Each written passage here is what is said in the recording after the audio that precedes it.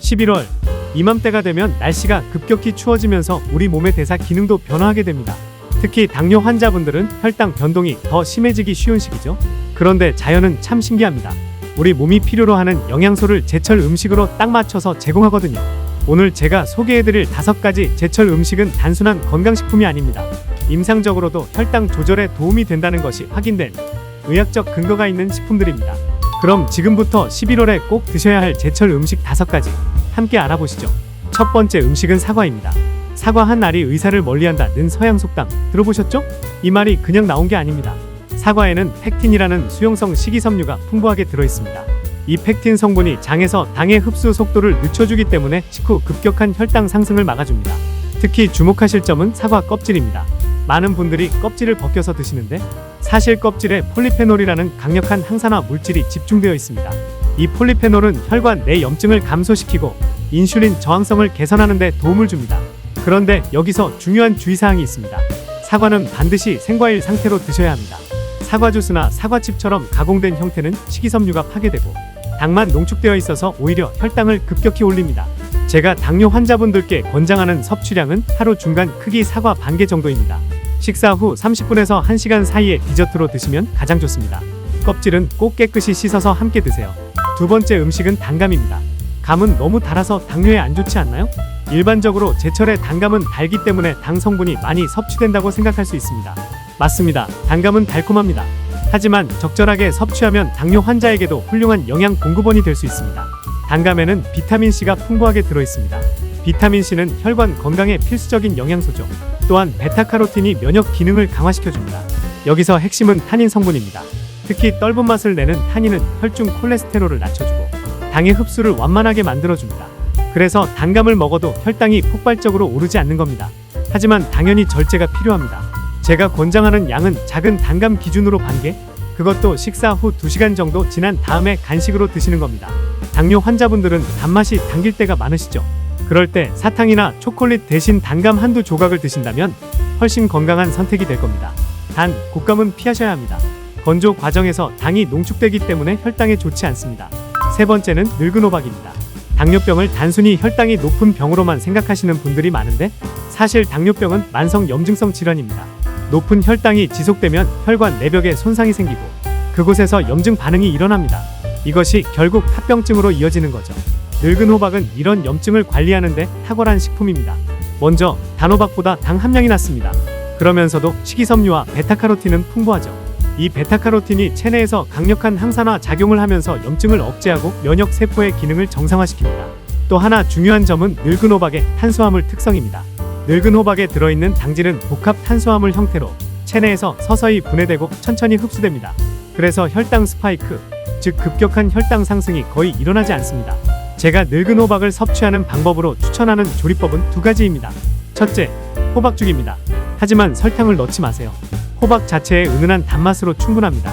둘째, 호박 스팀 샐러드입니다. 늙은 호박을 찌거나 오븐에 구워서 다른 채소들과 함께 드시면 됩니다. 저녁 식사 한 끼를 이렇게 대체하시면 다음날 아침 공복 혈당이 눈에 띄게 안정되는 것을 느끼실 수 있을 겁니다. 네 번째 음식은 배추입니다. 11월 하면 김장철이죠.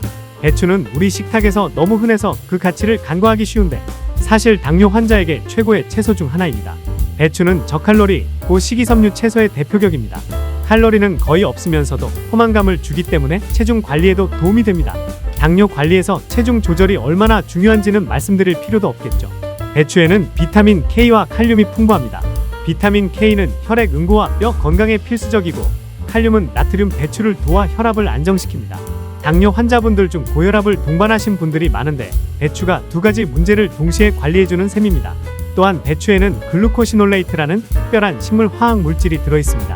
이 성분은 체내에서 항암 효과를 나타내고 활성산소를 제거하며 혈관을 깨끗하게 유지하는 데 도움을 줍니다. 배추는 어떻게 드셔도 좋습니다만 가능하면 생채소 형태로 드시는 것을 추천합니다.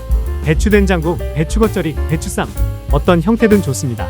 다만 김치로 드실 때는 나트륨 함량을 주의하시고 담그실 때 설탕이나 조미료를 과하게 넣지 않도록 주의하세요. 마지막 5번째 음식은 가리비입니다. 11월은 가리비가 살이 통통하게 오르는 제철입니다. 가리비는 해산물 중에서도 특히 당뇨 환자에게 권장할 만한 식품입니다. 당뇨 환자분들은 탄수화물 섭취를 줄이는 대신 양질의 단백질 섭취가 중요합니다. 그런데 고기로 단백질을 섭취하면 포화지방도 함께 섭취하게 되는 경우가 많죠. 가리비는 고단백, 저지방 식품입니다.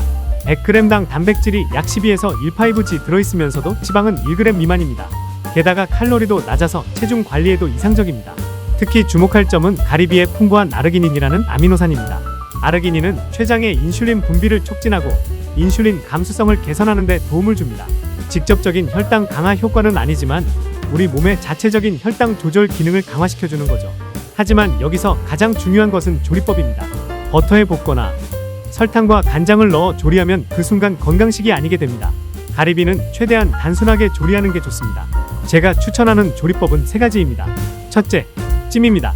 찜통에 가리비를 올려 5분 정도만 쪄내면 됩니다. 레몬즙 약간만 뿌려 드세요. 둘째, 구이입니다. 팬에 살짝만 굽되 기름 없이 가리비 자체에서 나오는 수분으로 익히면 됩니다. 셋째, 숙회입니다. 끓는 물에 살짝 데쳐서 초고추장이 아닌 레몬소스나 간단한 소금으로 드시면 좋습니다. 신선한 가리비의 자연스러운 단맛과 쫄깃한 식감을 즐기시면서 건강도 챙기시길 바랍니다. 오늘 소개해드린 5가지 제철 음식 정리해볼까요?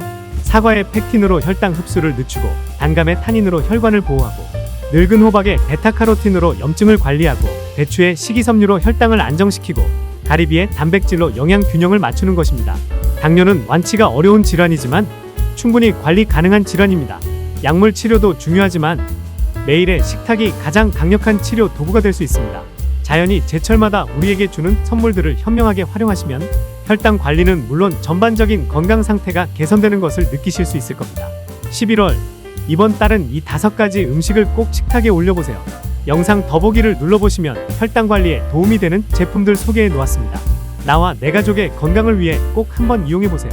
마지막으로 우리의 생활 속에 이러한 좋은 재료들을 자주 섭취하면 혈당 관리가 쉬워집니다.